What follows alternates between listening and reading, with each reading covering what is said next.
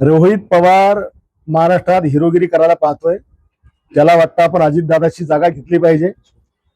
अजितदादांच्या जागा घेण्याकरताच तो अजितदादांना न्याय देण्याचा खोटा आव्हान उडालेला आहे। तिथे ऑलरेडी सीआयडीची आणि बाकीच्या सगळ्या यंत्रणा चौकशी करतात आहे। तिथे कर्नाटकात जाऊन गुन्हा दाखल करण्याचं नाटक करून राहिलेलं आहे। संजय गायकवाड म्हणतायत तुम्ही हिरोगिरी करताय, तुम्हाला अजित पवारांची जागा घ्यायची। 7 तारखेला येतोय तुझ्या मतदारसंघामध्ये, मग बोल समोरासमोर काय बोलायचं ते। कारण का इथं आज दादांच्या ऍक्सिडेंटला 3 महिने झाले म्हणून मला इथं यावं लागलं, मला बुलढाण्याला जाता आलं नाही। पण मी तिथं 7 तारखेला हे जिजाऊ मातेच्या भूमीमध्ये आणि अनेक मोठे संत लेखिका शिंदेताई ज्यांनी महिला व पुरुष समानतासाठी त्या ठिकाणी ग्रंथ लिहिला आणि याच महिलेचं ज्याचं नाव आपण सर्वजण आदराने त्या ठिकाणी घेतो, त्यांच्या शहरामध्ये हे जे कोणी महाशय आहेत गायकवाड, हे महिलांबद्दल खालच्या लेवलला जाऊन बोलतात, म्हणजे त्यात तलवारीचा उल्लेख करून वगैरे। म्हणजे हे महाराष्ट्राची दुर्दैवाने वस्तुस्थिती आज काय आहे हे बघून घ्या। मला अजून एक सांगायचंय, म्हणजे आम्ही जेव्हा म्हणतो FIR केला जात, अजितदादांच्या बाबतीतला FIR झाला नाही।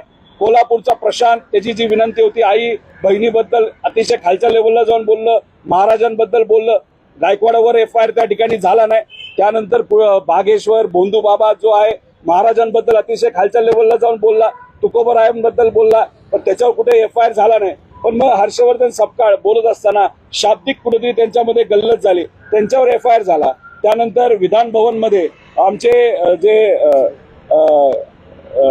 जितेंद्र आव्हाड साहेब, त्यांनी गाडी पोलिसांची अडवली, कार्यकर्त्याला घेऊन त्यांच्यावर FIR झाला। त्याच्याच बरोबर जेव्हा काय त्यांचं नाव आपले खडसे साहेब यांच्याकडनं काय 3 शब्द गेले, चुकले असं आम्ही चुकले असतील तर काय FIR, तिथे FIR होतो आणि इथे FIR होत नाही। आम्ही ट्रम्पचं कार्ड, खोटं कार्ड या देशामध्ये करू शकतो असं ओपन चॅलेंज त्या ठिकाणी केलं होतं की हे होऊ शकतं आणि हे चुकीचं आहे, आणि आमचे FIR त्या ठिकाणी झाली। मग या भोंदू बाबावर, म्हणजे दुर्दैव असं आम्ही याला भोंदू बाबा म्हणतो, आणि काही विचाराची लोक यांना संत म्हणतात, म्हणजे संत परंपरेवर एक तर घुसखोरी होती चुकीच्या विचाराची, त्या संत परंपरेच्या एका मोठ्या संतांवर, तुकोबरायांवर हा भोंदू काय असेल नाव काय बागेश्वर जर खालच्या लेवलला जाऊन बोलत असेल, त्याच्यावर कारवाई होत नाही। ह्यांना तुम्ही संत म्हणून नागपूरमध्ये कार्यक्रम घेता, हे दुर्दैवी गोष्ट आहे। जो महाराजांबद्दल असा बोलतो, मला खरं तर एक सामाजिक कार्यकर्ता म्हणून लोकांना विनंती करायची, तुम्ही जर ह्या गोष्टी सहन करत राहिला तर मग हे आपल्या हाताबाहेर जाणार आहे। उद्या जाऊन महामानवांचाच आदर या महाराष्ट्रामध्ये ठेवला जात नसेल तर गरिबांचा आदर या महाराष्ट्रामध्ये आणि महिलांचा आदर कसा ठेवला जाईल याचा विचार हा आपण सर्वांनी केला पाहिजे।